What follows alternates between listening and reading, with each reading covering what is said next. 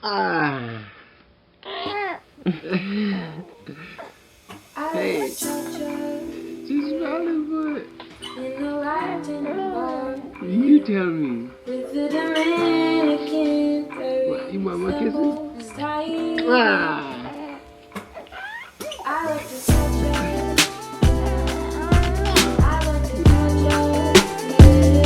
Hey guys. Hi guys.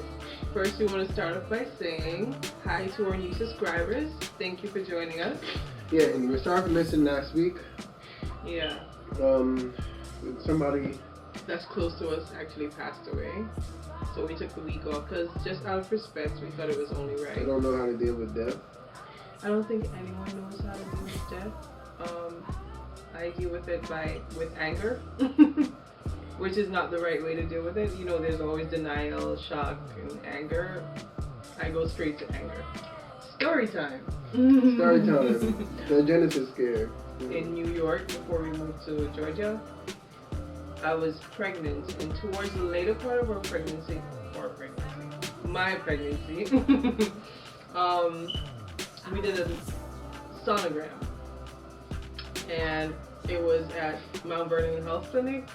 Yeah, quick note, if you guys are gonna do like checkups and like doctor stuff, I would suggest you guys go to like a legit like hospital. Because we're new to this whole thing, and it was closer in our region, and we were told about it and whatever. I was told about it because I just moved to the Bronx through marriage. So we went there, and we've been going there for checkups. So towards the later part of our pregnancy, we did the sonogram. We went together, and the wait was ridiculous. Micah had the day off, and I'm glad he did. He took the day off so he can, get to see what was going on with the baby. And I went in first with the technician.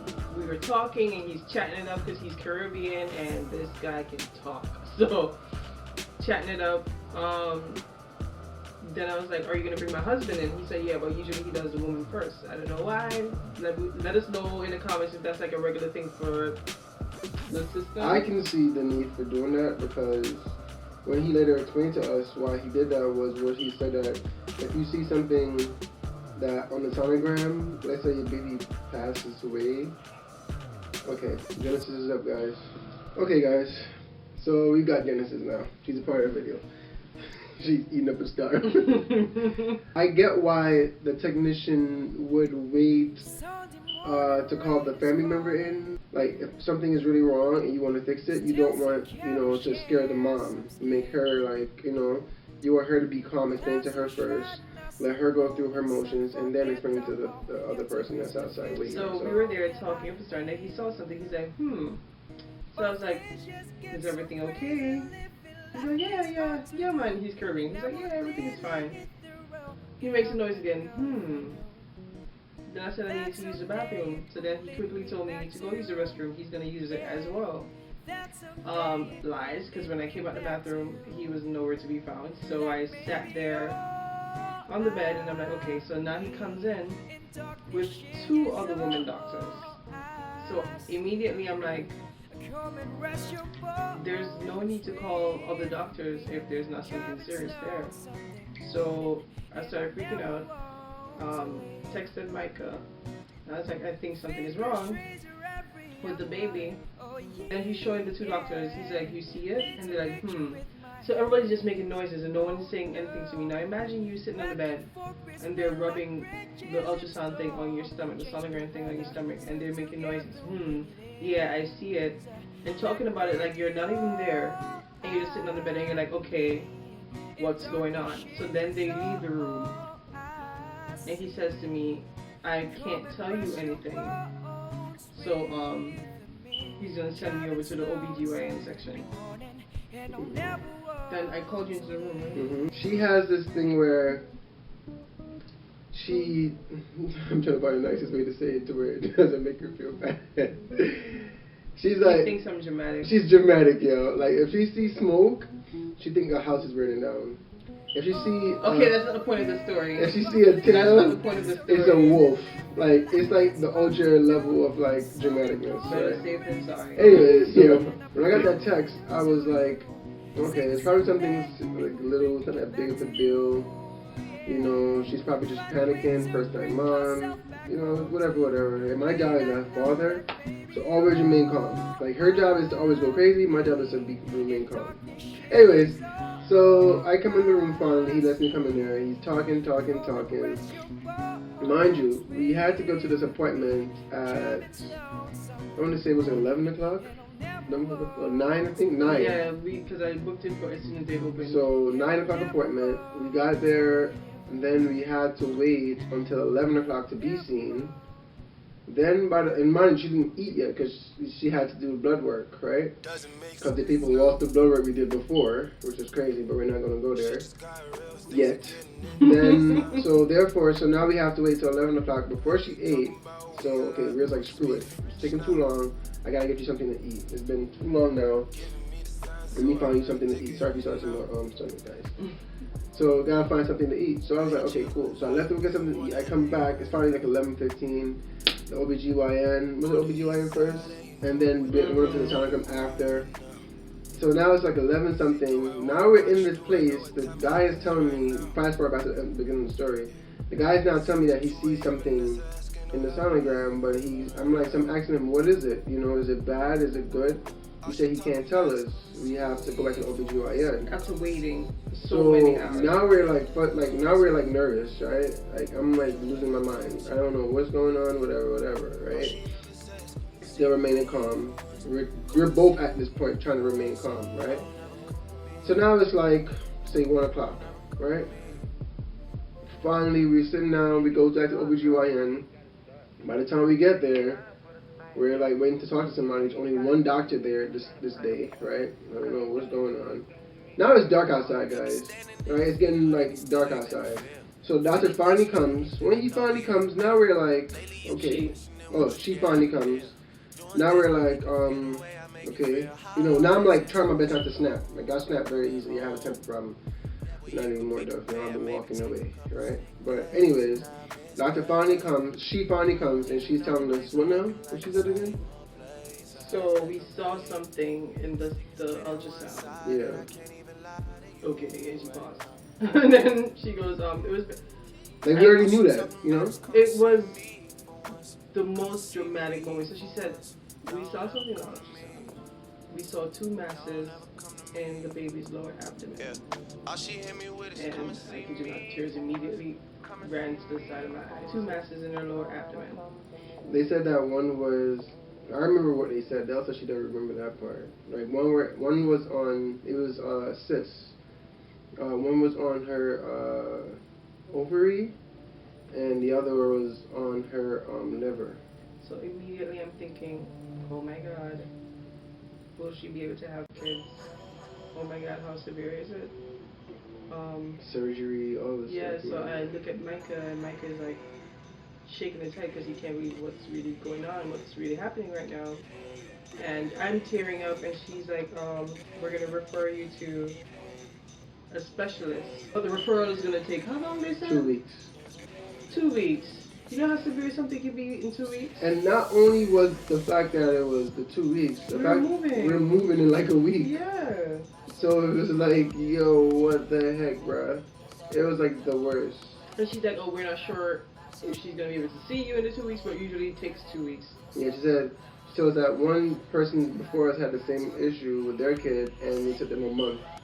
So we're like, what does that mean, you know? After, the point of the story is, of that part of the story is, after allowing us to wait for that long, we now have to wait even longer for results. Something to be done. It's like we don't know what's going on. So it's frustrating, man. So we say to her, that can't work. And this is being fussy. She's a fussy eater, guys. Yeah, we tell her that's not going to be able to work. She tells us, well, but she doesn't have anything. She can't do anything. She'll try to put a rush on it, but that's just not promise. It's not promising. Whenever doctors tell me that now that I have went through this whole process of waiting or whatever, I know that they're basically telling me that they're just going to just go with the regular, nothing is going to change. Yeah, they're not going to try anything extra. Right. Yeah. So we ended up moving to Georgia without anything being done. And we figured like, okay, maybe we shouldn't tell the family members, friends, nothing. Yeah, so this whole time we're like dealing with this by ourselves. And her dad knows.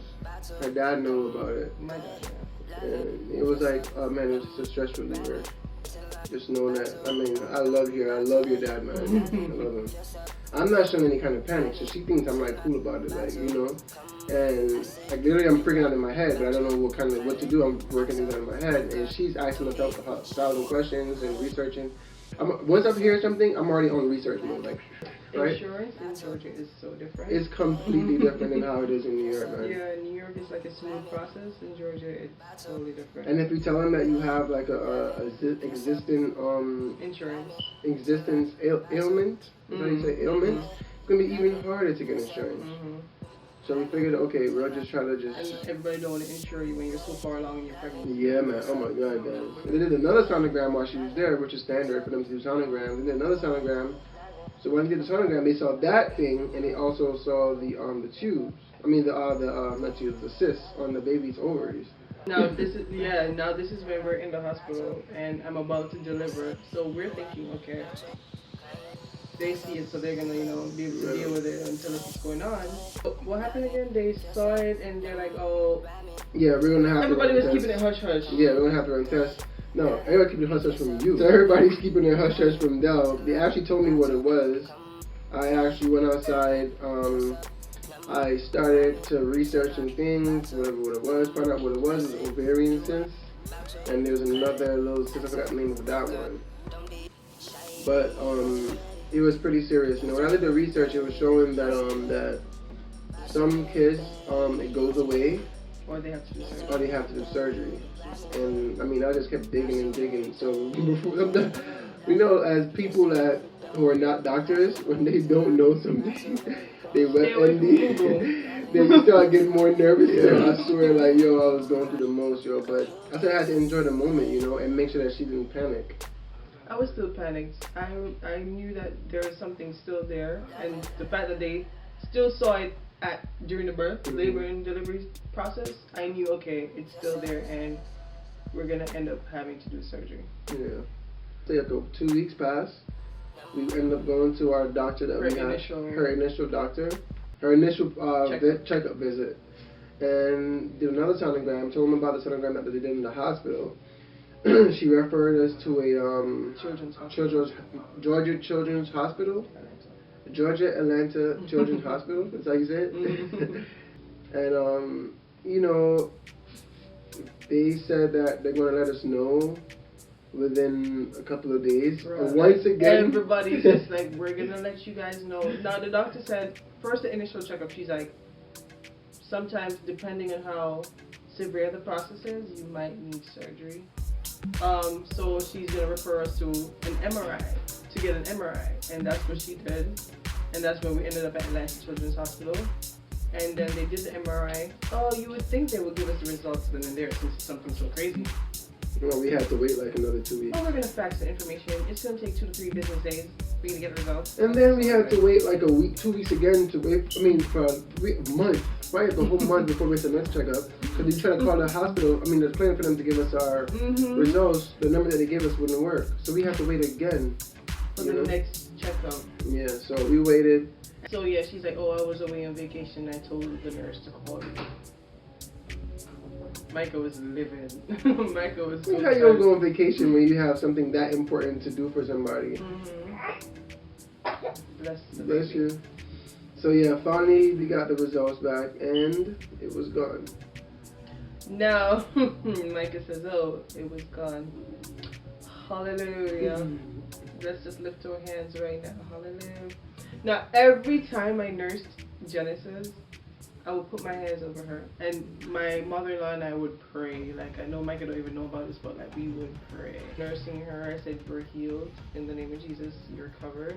There's nothing wrong with you, whatever. My dad was like, oh, nothing wrong, man. She alright. Yeah, that's how I was too the whole time. I just knew she was going to be fine the whole time.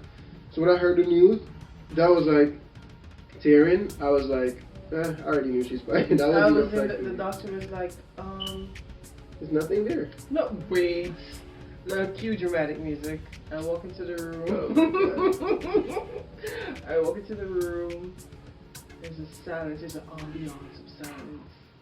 That's your poetic word? Yeah, that's not my point. That's your point, man. Complete silence.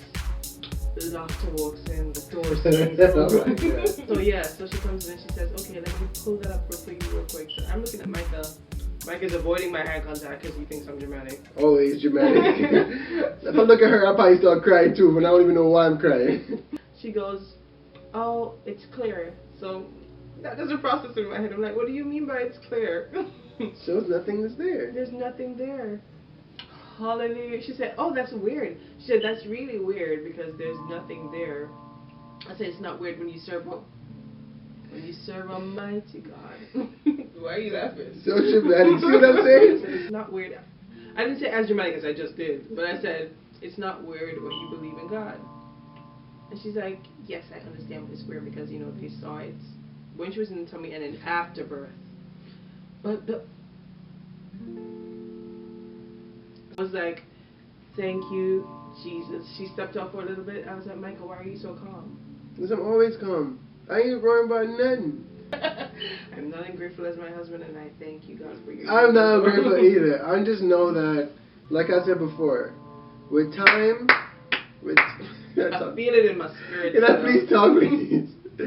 With time, you realize that things always work out. You just gotta give time some time. And God knows what He got planned, and His story is not your story. His story is His story, and that makes His story.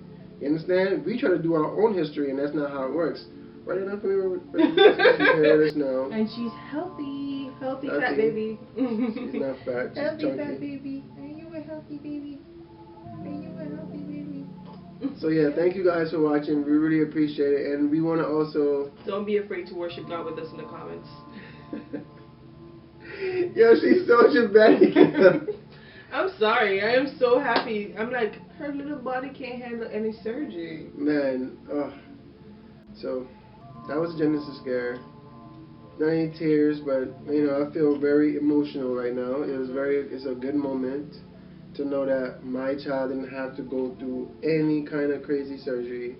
That we have. It also shows who is going to be in our corner, who we can call upon. Let him use you. Go ahead. And you know, so yeah, so I want you guys to say hi to a Hennessy. I forgot about the whole video on this now. Thank you guys for watching. If you enjoyed this video, thumbs up, subscribe if you haven't yet, and comment below, let us know what you guys think. See you in our next video. Say bye. Bye guys, say bye.